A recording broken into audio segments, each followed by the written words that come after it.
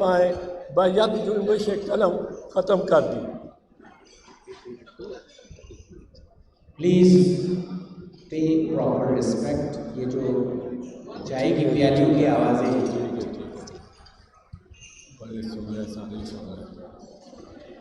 اچھا، اب اس میں جو ہمارا موقف ہے وہ یہ ہے کہ آپ آئین میں ترمیم کر سکتے ہیں تو کریں، اور اس کے بعد فوجی عدالتیں لگائیں، جیسا 2015 میں ہوا۔ اس کے بغیر فوجی عدالتیں سویلینز کو ٹرائی نہیں کر سکتی۔ اب دلچسپ بات یہ ہے کہ جو 2015 میں ان فوجی عدالتوں کے بارے میں سپریم کورٹ میں معاملہ گیا تو قاضی فیض عیسیٰ صاحب، جسٹس قاضی فیض عیسیٰ صاحب نے یہ فیصلہ دیا ہمارے موقف سے بھی بڑھ کے کہ آئین کے تحت ایسی ترمیم بھی نہیں کی جا سکتی آئین میں جو فوجی عدالتوں کے لیے گنجائش بنائے۔ آئین کی ترمیم کر دینے کے بعد بھی فوجی عدالتیں آئینی اعتبار سے ان کو تشکیل نہیں دی جا سکتی۔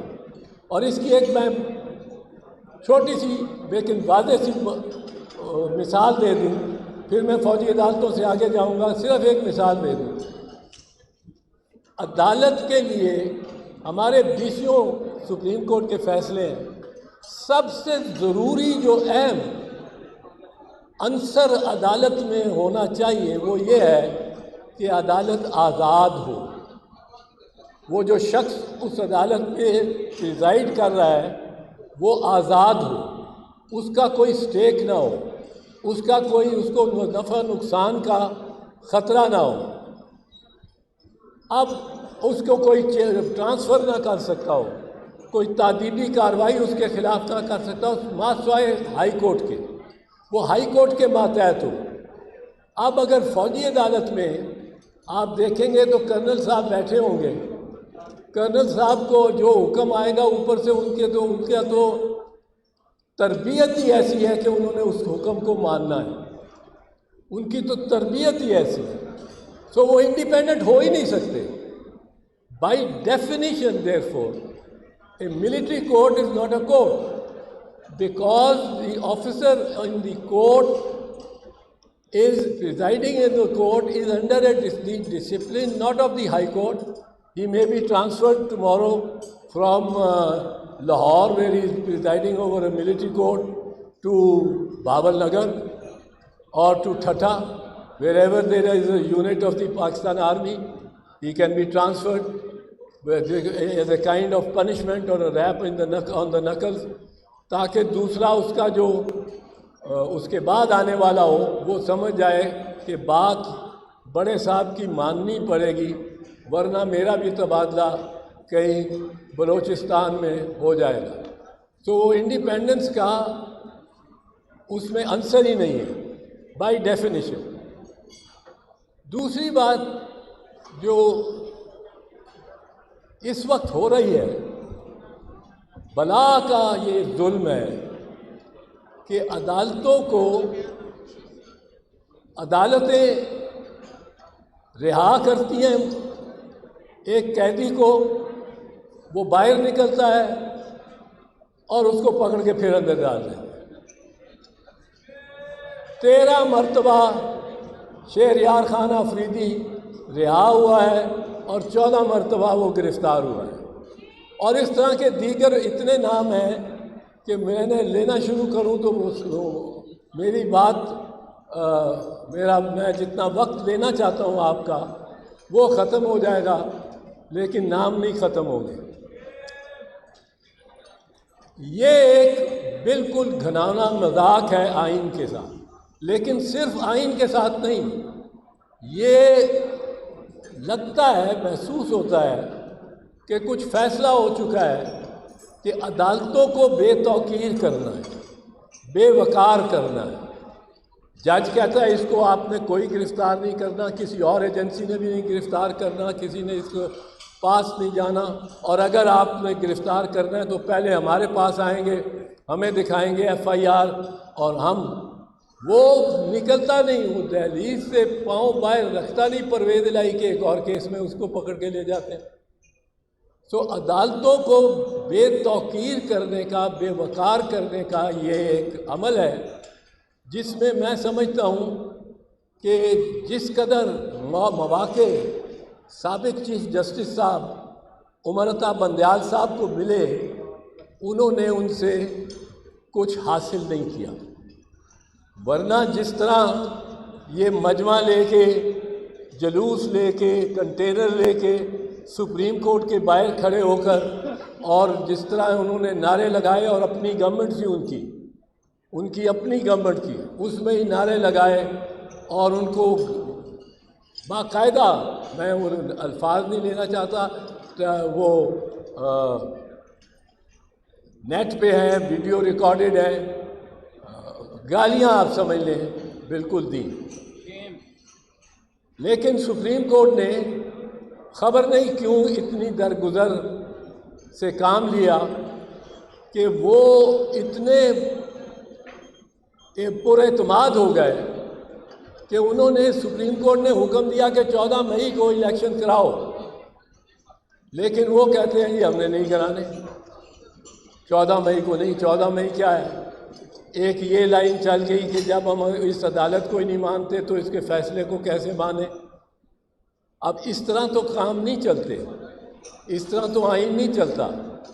پاکستان کی سرزمین کو سرزمین بے آئین بنا دیا گیا ہے۔ It is a country without a constitution. جس طرح اس کو فلاؤٹ کیا جا رہا ہے، اس کا کھلواڑ بنایا جا رہا ہے آئین کا، اور ستم ظریفی یہ ہے اوریہ صاحب کہ یہ 50ویں سالگرہ ہے، آئین کی 50ویں سالگرہ سے ہم گزرے ہیں۔ 1973 کا 2023 میں 50ویں سالگرہ تھی، 11 اگست اور 14 اگست، ایک دن پاس ہوئی، دوسرے دن یہ دوسری تاریخ پہ دستخط ہوئے، اور اس آئین کی 50ویں سالگرہ پہ ہم نے اس کو چیتھڑے کر دیا۔ اب ایک دو باتیں مجھے یہاں دوستوں نے کہا ہے کہ آپ ذرا بتا دیں، وہ میں بتانا چاہتا ہوں۔ یہ جو 2-3 مقدمات ہیں قیدی نمبر 804 پہ، وہ ان کی حیثیت کیا ہے؟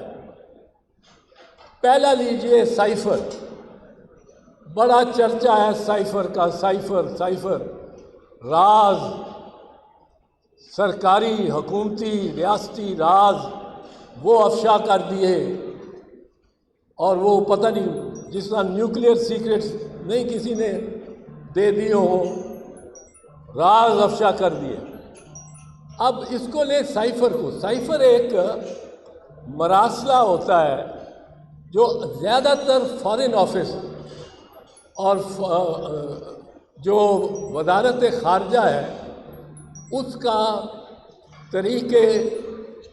طریقہ ہے کمیونیکیشن کا۔ اس میں کوڈ آ جاتا ہے، ہر 3 مہینے بعد وہ کوڈ بدلتے ہیں۔ اگر تو بہت ہی سیکرٹ ہو تو انسٹرکشن یہ ہیں فارن آفس کی، SOPs یہ ہیں کہ ان کو آپ وہ خط اپنے ہاتھ سے لکھ کے کسی سے شیئر نہ کریں، وہ سائفر کا کوڈ سامنے رکھیں، اور اگر جی کی جگہ لیٹ سے ایل آنا ہے، یا ایم کی جگہ ٹی آنا ہے، یا شمشاد صاحب بہت بہتر بتا سکیں گے، اگر تو انہوں نے فار انسٹنس شمشاد صاحب کو کوئی چین کا صدر بلا کے کوئی خاص بات کہتا ہے کان میں اور انہوں نے پہنچانی ہے، تو یہ اپنے ہاتھ سے لکھیں گے، مشین سے ٹائپ بھی نہیں ہوگا، بیچ میں وہ ٹائپسٹ بھی نہیں آئے گا، اسٹینو بھی نہیں آئے گا۔ اب یہ ویسا سائفر نہیں تھا، اس میں کوئی ایسی سینسٹیو بات اس طرح نہیں تھی۔ اس میں یہ تھا کہ ڈونلڈ لو ایک بڑا سفارتکار، امریکہ کا سینئر سفارتکار، اس نے پیغام دیا وزیر اعظم کو یا اپوزیشن کو کہ اگر آپ تو اس کو پرائم منسٹر کو ہٹا دیتے ہیں تو ہم آپ کے ساتھ ہم آپ کے گناہ معاف کر دیں گے، لیکن اگر نہیں ہٹاتے تو پھر ہمارے ساتھ سے کوئی توقع نہ رکھیے گا۔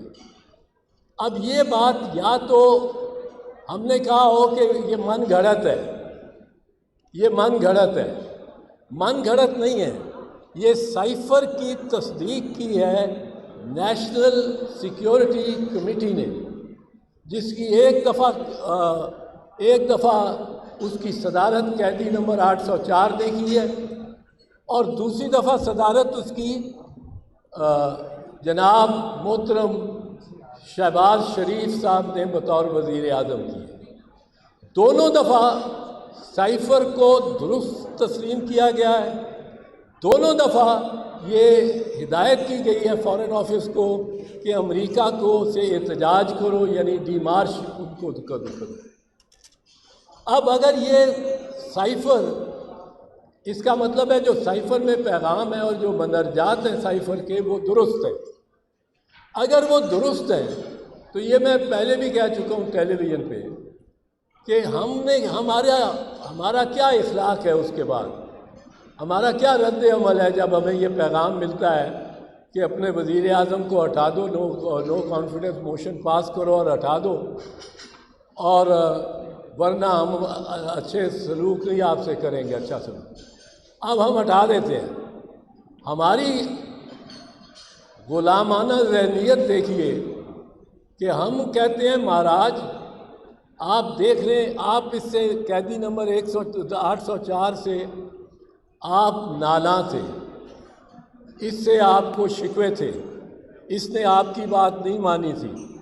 مہاراج ہم نے اس کو ہٹایا ہی نہیں، صرف ہم نے اس کو پنجرے میں بند کر دیا ہے، ہم نے اس پہ کیمرے لگا دیے ہیں، ہم نے اس کو اس کی بیت الخلاء اور اس کے بستر کے درمیان کوئی اسپیس ہی نہیں چھوڑی۔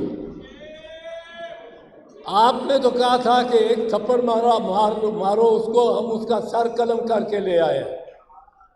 اب بلوچ صاحب، اس سے کیا پاکستان کی کوئی عزت بڑھتی ہے؟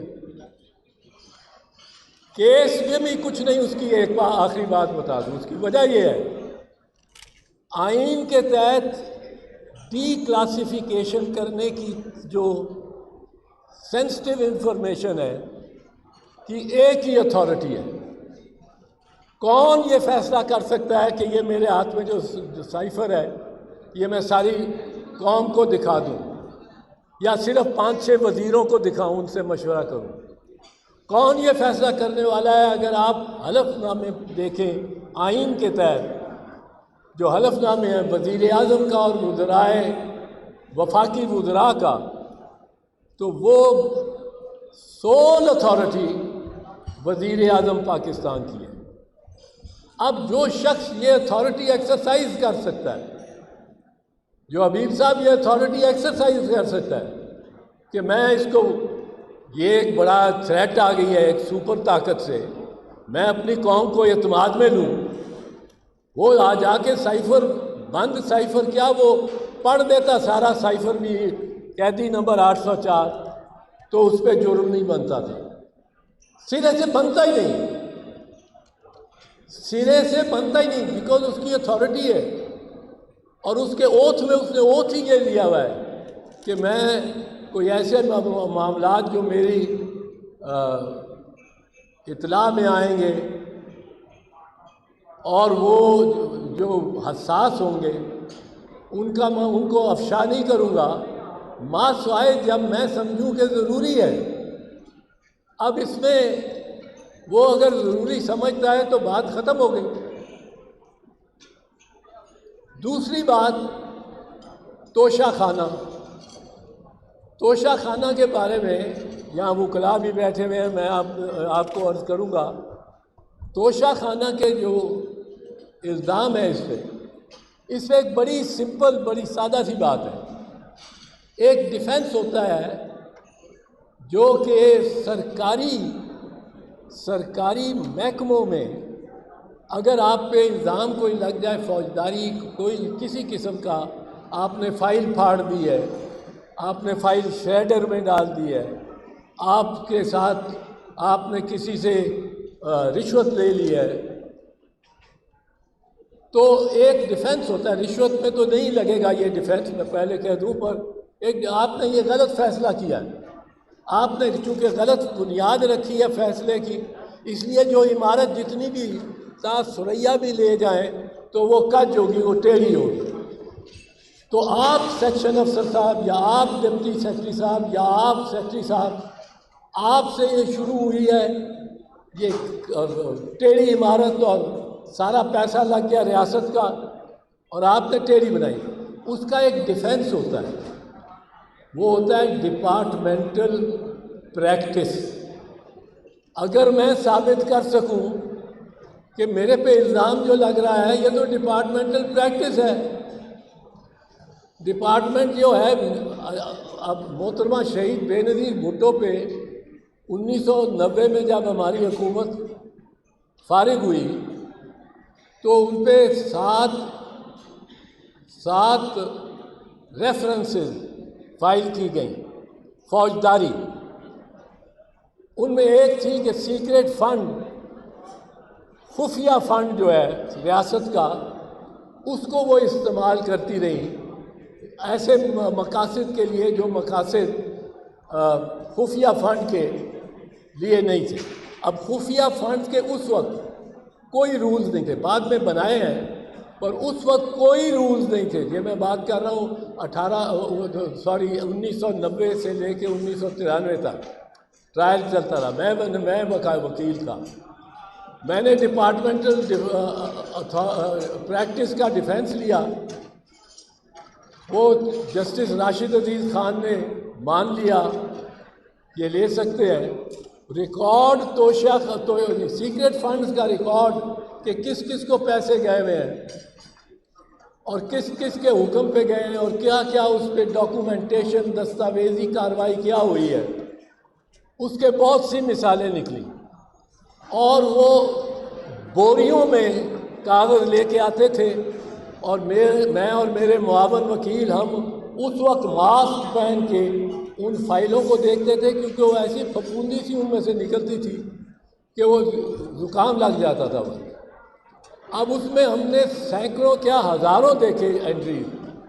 ضیاء الحق گولف کھیل رہے ہیں کوئٹہ میں، اور کوئٹہ میں کیڈی کی فی ہوتی ہے 50 روپے یا 100 روپیہ، بڑی کوئی عنایت کرے تو 100 روپیہ دے دیا کیڈی نے، جس نے بستہ اٹھا کے ساتھ ساتھ آپ کے چلتا ہے.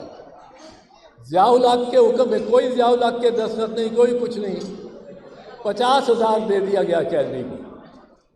اتنے خوش ہوئے ضیاء صاحب اپنی گیم پہ. پیر پگاڑا صاحب کے ٹکٹ لندن سے آنے جانے کے، ہوٹلوں میں رہائش، یہ سب اور بہت سے اور. تو ہم نے کہا یہ ڈپارٹمنٹل پریکٹس ہے.